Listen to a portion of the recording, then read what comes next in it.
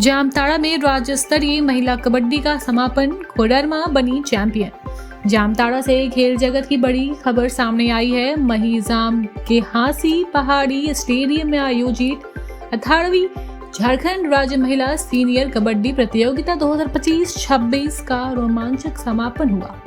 Final मुकाबले में कोडरमा ने टाई ब्रेकर में गढ़वा को हराकर खिताब अपने नाम किया, जबकि गढ़वा उपविजेता रहा। समापन समारोह में मुख्य अतिथि भाजपा नेता हरिमोहन मिश्रा ने खिलाड़ियों का उत्साह बढ़ाया, प्रोत्साहित किया। प्रतियोगिता में झारखंड के 19 जिलों की महिला टीमें ने भाग लिया।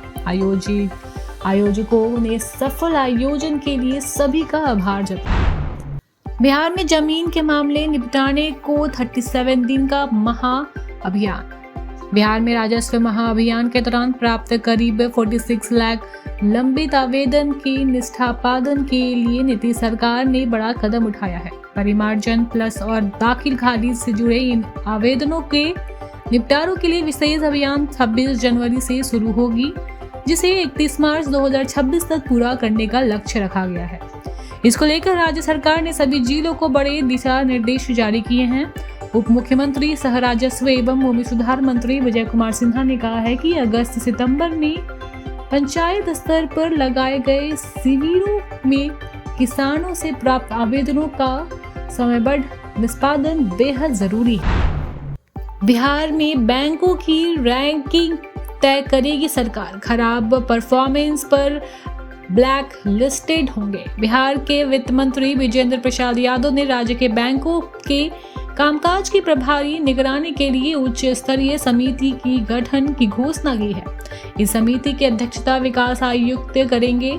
वित्त मंत्री ने स्पष्ट शब्दों में कहा है कि राज्य में समग्र विकास में बैंकों की भूमिका अत्यंत महत्वपूर्ण है और उन्हें अपनी जिम्मेदारी को गंभीरता से निभाना जरूरी होगा।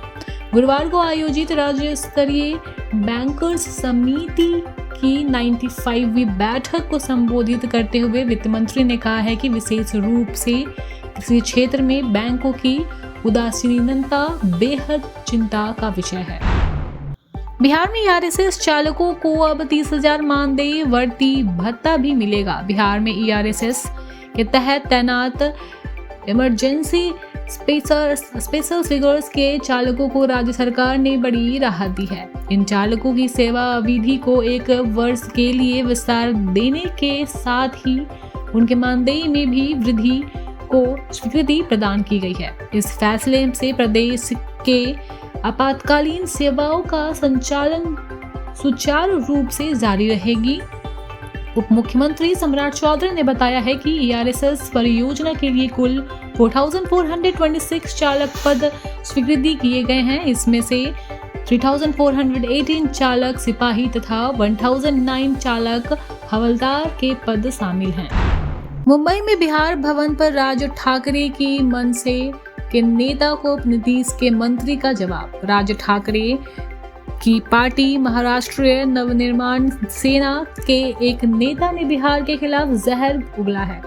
मनसे के नेता यशवंत केलेदार ने धमकी भरे लहज में कहा है कि वो मुंबई में बिहार भवन नहीं बनने देंगे, लेकिन अब राज ठाकरे की पार्टी के नेता को नीतीश सरकार के एक मंत्री ने करारा जवाब दिया है। बिहार सरकार के मंत्री अशोक चौधरी ने कहा है कि किसी के बाप का दिन नहीं है कि वो मुंबई में बिहार भवन के निर्माण को रोक देगा।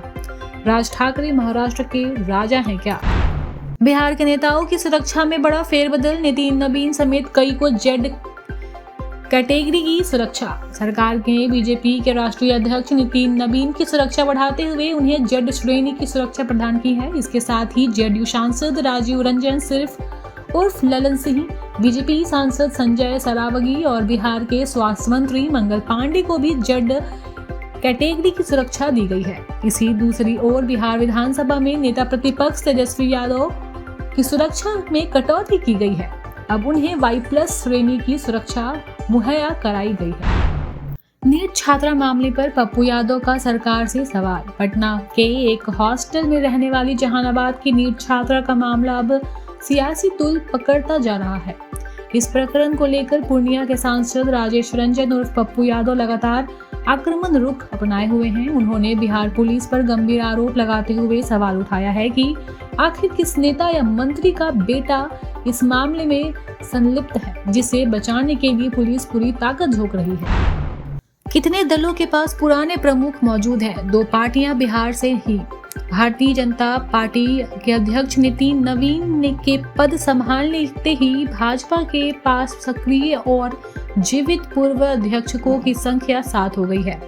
भाजपा के पूर्व अध्यक्ष में लाल कृष्ण आडवाणी और मुरली मनोहर जोशी 90 साल से ऊपर के हैं। उम्र के कारण उनकी राजनीतिक सक्रियता लगभग खत्म है। उपराष्ट्रपति कार्यकाल पूरा करने के बाद वेंकैया नायडू सक्रिय हैं, लेकिन पार्टी से बाहर की चीजों में राजनाथ सिंह, नितिन गडकरी, अमित शाह और जेपी नड्डा ही उन पूर्व अध्यक्षों में शामिल हैं जो न सिर्फ पूरी तरह सक्रिय हैं बल्कि प्रधानमंत्री नरेंद्र मोदी की सरकार में कैबिनेट मंत्री भी हैं। झारखंड में टला बड़ा रेल हादसा, देवघर में ट्रेन व ट्रक की जोरदार टक्कर। झारखंड के देवघर जिले में जसीडीह थाना क्षेत्र में रोहिणी नावाडीह रेलवे फाटक पर गुरुवार सुबह बड़ा रेल हादसा होते होते टल गया।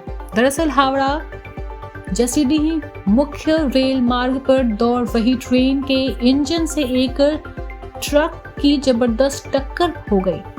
प्रत्यक्षदर्शियों ने बताया है कि ट्रक फाटक पर करने की जल्दबाजी में था, तभी ट्रेन आध धमकी। टक्कर इतनी जोरदार थी कि ट्रक के नीचे 2 मोटरसाइकिल कुचल गई। हादसे में ट्रेन का इंजन बुरी तरह क्षतिग्रस्त हो गया। हादसे का जो वीडियो सामने आया है उसमें दोनों तरफ रेलवे फाटक में लगे बूम बैरियर खुले दिखाई दे रहे हैं। झारखंड में 1 करोड़ के इनामी अनलदा समेत 15 माओवादी ढेर। झारखंड के पश्चिमी सिंहभूम जिले में गुरुवार को सुरक्षा बलों के साथ हुई मुठभेड़ में 1 करोड़ रुपए के इनाम वाले शीर्ष नेता अनलदा समेत 15 माओवादी मारे गए। पुलिस ने बताया है कि सीआरपीएफ की कोबरा यूनिट के करीब 1500 जवान करूवरी थाना क्षेत्र के सरंडा जंगल में कुमड़ी इलाके में चलाए जा रहे अभियान में लगे हुए हैं। सुरक्षा बलों का नेतृत्व commando battalion force rescue action की 2009वीं बटालियन कर रही है। Thank you so much for watching this video. Don't forget to like, comment, share and subscribe.